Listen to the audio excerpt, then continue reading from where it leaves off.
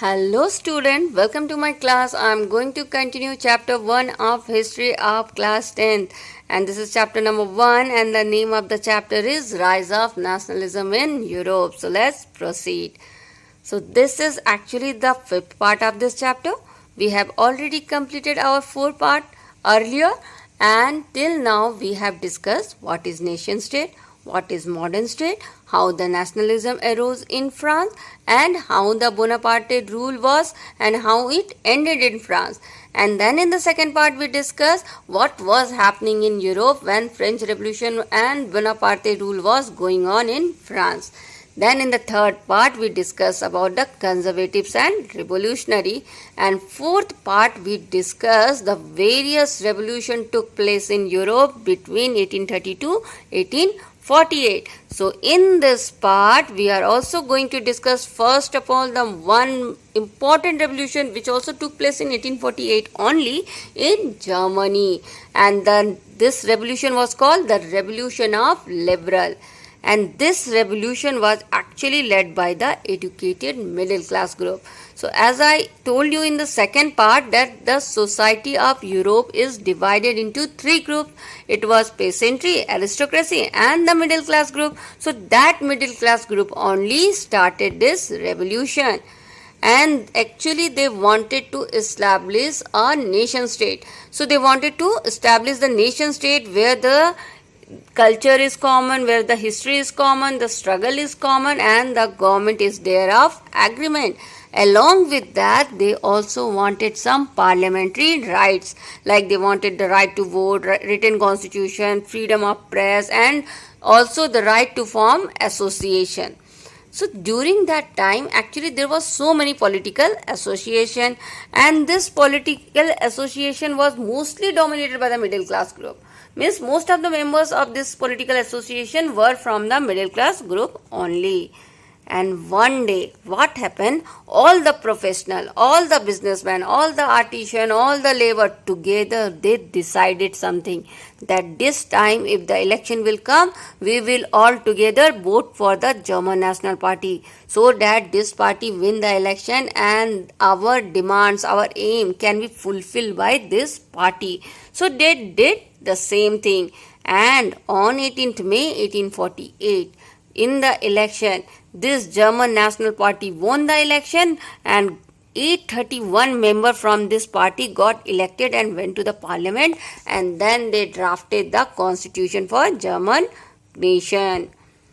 And now the parliament is having most of the middle class group because all the political association was dominated by middle class group.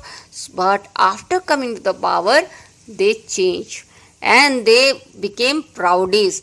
And now they were not listening to the demands and interests of the laborers and the artisans. All these laborers and artisans voted for them. They made them powerful. But now they are ignoring these laborers and artisans. So these artisans and labor got angry and they said that if you will not support us, then we will also not support you. And they take back their support from this party. And when they took the support from them, the aristocrat also took the support from them, because aristocrat anyhow they were high class people. They did not wanted earlier also they did not wanted middle class group to rule over them. So they also took back their support from this party. And then king also refused. King also refused to support them. He refused the place of a crown of a constitutional monarchy, and he also taken back his support from the German National Party. So what is happening? All the artisan laborers, the aristocrat, the monarchy, everybody took back their support from the middle class group. And then when they lost the support from everyone, the army came and then they dissolved the assembly and gave the power to the conservative king once again. So all the efforts, all the planning, all the revolution, what they did for the nation state, what they did to got the power, all this came back to the zero. Now their all efforts were wasted. Now let us see what was the women's condition during that time. Actually this was the rule of middle class who used to believe in education and merit. but still they did not granted any rights to the women's. Women's were lacking their political rights during this time. Though they work hard so much for this, they participated in political association, meeting, demonstration, they founded a newspaper, but still the political right was not given to them. They cannot vote, they cannot participate in parliaments. Only in the parliaments which used to be conducted in the church of St. Paul in Germany, Frankfurt, there they can watch the parliament from the above, from the visitor gallery, but they cannot participate in the parliament. So you can see the figure also. In this figure you can see in the church the parliament is being conducted and women can watch this from the top.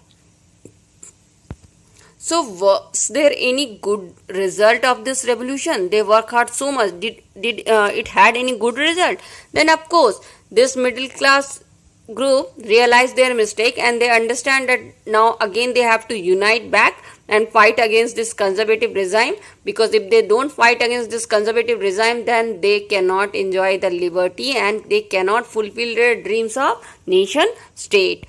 And you know, this conservative regime, this monarchy also learned a lot from this revolution, because they understood that now the people are not fool. We cannot take back their right and they will not keep their mouth shut. So what we have to do? We have to pacify them. We have to make them happy. So to make them happy and to avoid the revolt in the future, this monarchy also took two important steps. One is they abolished the bonded labor and served them completely. And also the Hungarian was given so many autonomy so that they also don't revolt in future. So this was the result of this revolution of 1848 of liberals.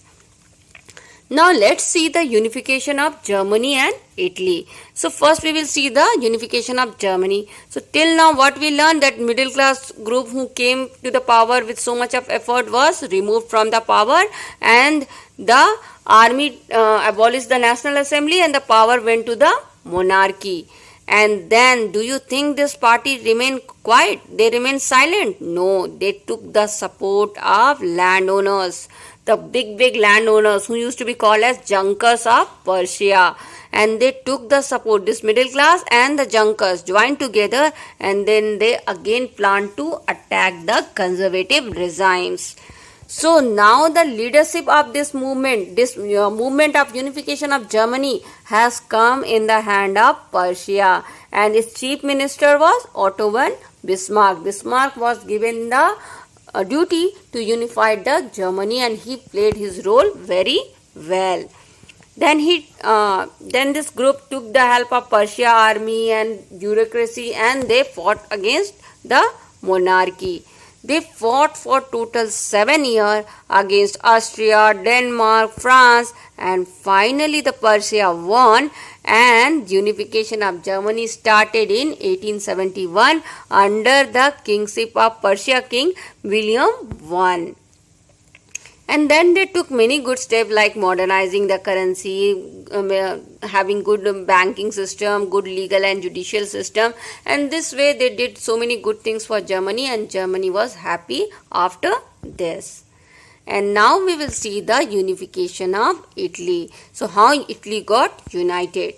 So actually Italy was divided into many states, 7 states. It was divided into total 7 states, and of those 7 states only one state, that is Sardinia predominates. That was only ruled by the Italian princely house, and rest other were ruled by some other people. Like in the northern part there was an Austrian Habsburg Empire, and in the central part it was controlled by Pope. And the central part was under Pope, and southern part was under the Bourbon King of Spain. So what was happening? There was so many local languages and regional variations, so many states. So all this is against the idea of nation state. So it was almost divided and no nation state was present in Italy earlier. Then in 1830, Giuseppe Mazzini. I told you about Giuseppe Mazzini in the third part. In the third part, under revolutionary, I told you about Giuseppe Mazzini. He was a big revolutionary and he used to lead the revolutionary idea.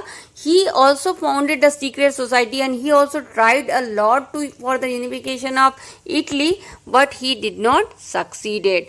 Then the chief minister Cavour of Sardinia, Piedmont, it was only ruled by the Italian princely house, and rest other was ruled by some other rulers.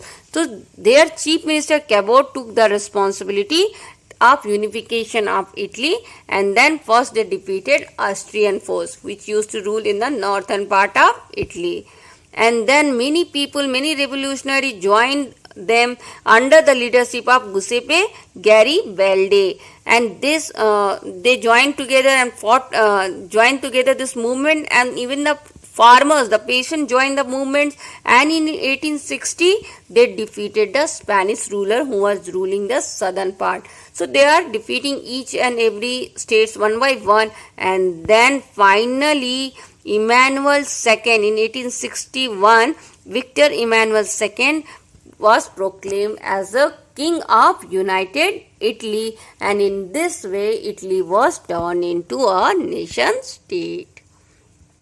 So now let's see about Britain, how it turned into United Kingdom of Great Britain.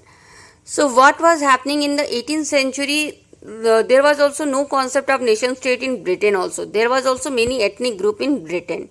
But slowly this English nation gained the power, gained the wealth, importance, and they started increasing their influence in the nations of the islands. And then what happened? In 1688, what the Parliament of Britain did, they took the power from monarchy in their hand. Now the Parliament became powerful and monarchy became answerable to the Parliament. So the Parliament got the power in 1688 in Britain.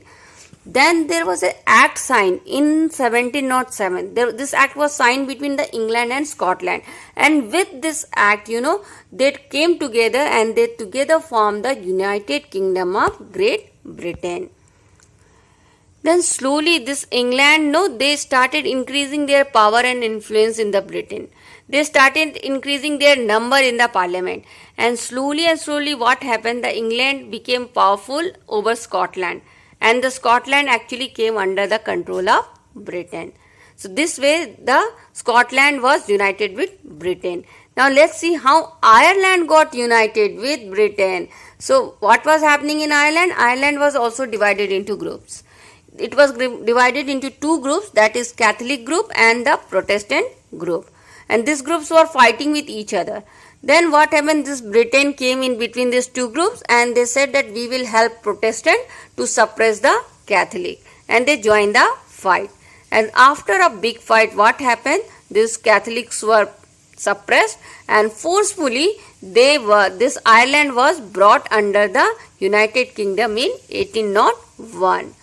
And so now the Britain have three countries: England, Scotland and Ireland. And in all these countries they introduced common British flag, national anthem of British and the English language, and in this way they united the Britain. So you saw how the Italy was united, how the Germany was united, and how the great kingdom of Britain was formed. So that's all for this chapter. In the next chapter we will continue further in this chapter and we will conclude the chapter. And if you like my channel, do subscribe my channel MP Social View. Thanks for watching and happy learning.